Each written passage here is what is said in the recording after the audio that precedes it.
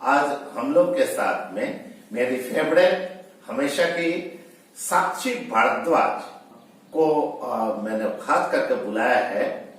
Due admission, Delhi university में admission हमेशा से ही ये एक चैलेंज हम लोगों को लगता है, पर हम लोगों में से अधिकांश लोग यह भी सोचते हैं कि केवल और केवल मार्क्स बेसिस पे ही ऐसा हो सकता है। तो हम लोग आज साथ में शामिल करें जिन्होंने एडमिशन ड्यू में लिया था एक्स्ट्रा कैरिकुलर के बेसिस पर, और निश्चित रूप से ड्यू में एक्स्ट्रा कैरिकुलर के माध्यम से कैसे हम लोग को एडमिशन मिल सकता है, इसके लिए हम लोग वेलकम करें साक्षी भारद्वाज का। वेलकम है आपका। ड्यू में आपने एडमिशन लिया, फिर मनमाफी कोर्स नहीं मिला तो आपने छोड़ दिया, बहुत अच्छा। पर ये मैंने जानकारी लिया कि आप एक्स्ट्रा कैरिकुलर, चूंकि आप डिबेट में बहुत अच्छी है, तो कैसे स्टूडेंट्स जूनियर्स अगर एक्स्ट्रा कैरिकुलर एक्टिविटी उनकी है तो उसके विषय में आप बताइए कैसे एडमिशन दिल्ली यूनिवर्सिटी में होता है एक्स्ट्रा कैरिकुलर बेसिस पर।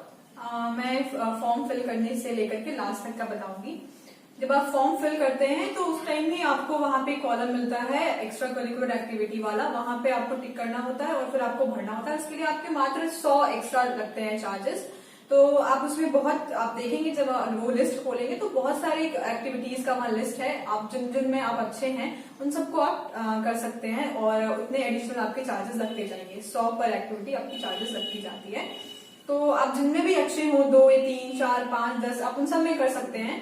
तो जैसे मैं थिएटर्स में अच्छी थी और डिबेटिंग में अच्छी थी, तो मैंने दोनों के लिए फॉर्म डाला था। जब आप फॉर्म डालेंगे तो आप एक बार जरूर ध्यान रखेंगे कि 25 मार्क्स जो होता है, टोटल 100 मार्क्स का वो होता है। जो 25 होता है वो आपके सर्टिफिकेट्स पे होता है, और सर्टिफिकेट्स आपके होने चाहिए 11th और 12th के और 10th के स्कूल बेसिस पे। बहुत पहले के नहीं होने चाहिए, 10th के होने चाहिए, 11th के होने चाहिए और 12th के होने चाहिए। और जिनके पास ज्यादा से ज्यादा सर्टिफिकेट्स हैं वो सारे सर्टिफिकेट्स लेके जाएं। तो कई बार वहां पे लिखा होता है कि आप हायर लेवल की सर्टिफिकेट ही लेके आए, लेकिन जब वहां पहुंचेंगे तो आप देखेंगे कि बाकी सारे बच्चे अपने 10th 11th 12th में जितने भी प्रोग्राम में पार्टिसिपेट किया वो सबके सर्टिफिकेट लेके आते हैं और फिर वो वहां पे जीत जाते हैं, क्योंकि उनकी मार्किंग 25 में से हाई होती चली जाती है। तो आपके पास जितने भी होंगे वो सब आप लेकर के जाएंगे। और बात रही फिगर 75 की, तो मैं बताती हूँ वो एक मेजर पार्ट है। उसमें क्या होता है, सबसे पहले जब आपने कर दिया तो 2 राउंड में ट्रायल्स होते हैं। तो मैं आपको बता रही हूँ अभी डिबेटिंग का और थिएटर्स का, इसमें म्यूजिक वगैरह भी हैं, उन सबका अलग होता है। लेकिन मैं समझती हूँ कि ऐसा ही कुछ होता होगा। टायर 1 टायर 2 होता है। तो टायर 1 होता है, उसमें क्या होता है कि बहुत सारे बच्चे हैं, लगभग मेरे टाइम पे 700-800 बच्चे थे। सबको एक कॉमन वेन्यू दे दिया गया था, जाकिर हुसैन था मेरा। वहां पे आप पहुंचेंगे, वहां आपको टॉपिक दी जाएगी और आधा घंटे टाइम मिलता है आपको उस पर प्रिपेयर करने के लिए। और आपको ये भी बता दिया जाएगा कि आप फॉर द मोशन बोलेंगे, अगेंस्ट द मोशन बोलेंगे। जो लोग डिबेटिंग करते हैं उनको पता होगा इन सब टर्म्स के बारे में।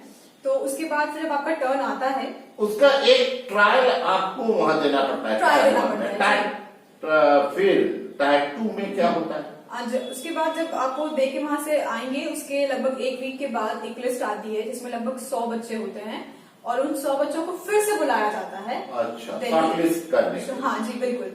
अब वो 100 बच्चे हैं। अब ये निश्चित रहिए कि जो 100 बच्चे सेलेक्ट हो गए उन 100 की रैंकिंग आती है, लेकिन एडमिशन सबको नहीं मिल पाता है, क्योंकि एक कॉलेज में किसी एक करिकुलर एक्टिविटी की सिर्फ 1 या 2 सीट होती है। अच्छा। उसके बाद फिर अब टायर 2 में गए, वहां भी बहुत सारे 100 बच्चे हैं, सबको एक साथ बिठाते हैं।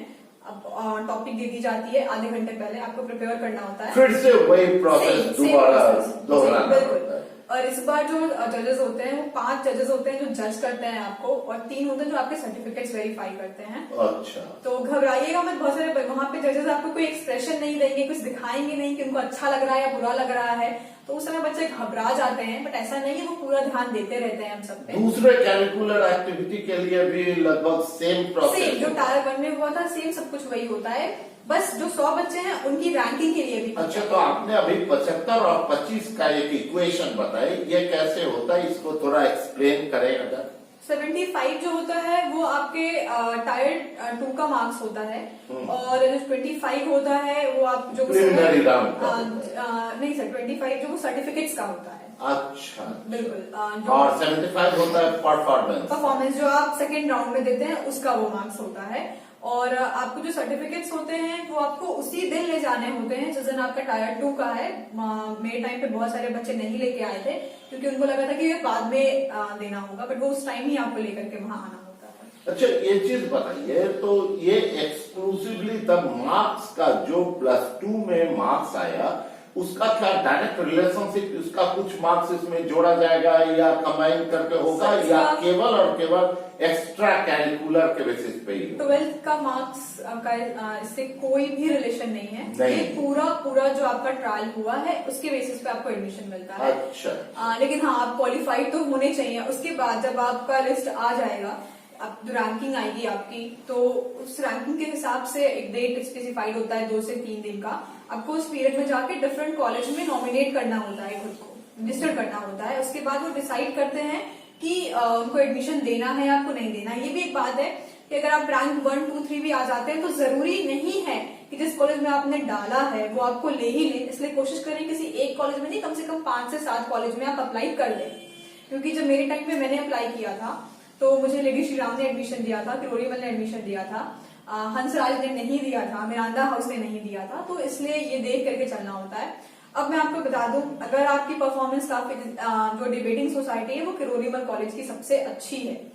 तो जब मुझे एडमिशन लेना था वहां पे, तो उन्होंने मुझे कॉल किया था और ये पूछा था कि आपको कौन सा कोर्स कॉम्बिनेशन चाहिए। अच्छा। तो अगर हालांकि मेरे मार्क्स तो 12th में इतने अच्छे नहीं थे कि मैं उन सारे कॉलेज में जा पाती।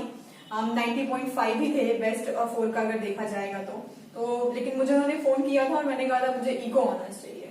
और हालांकि मेरे मैथ्स में मार्क्स कम थे, इस वजह से वो हिचकिचा रहे थे, बट मेरे परफॉर्मेंस को लेकर के वो थे, तो इस वजह से उन्होंने मुझे वो कोर्स कॉम्बिनेशन दे दिया था। अच्छा अच्छा।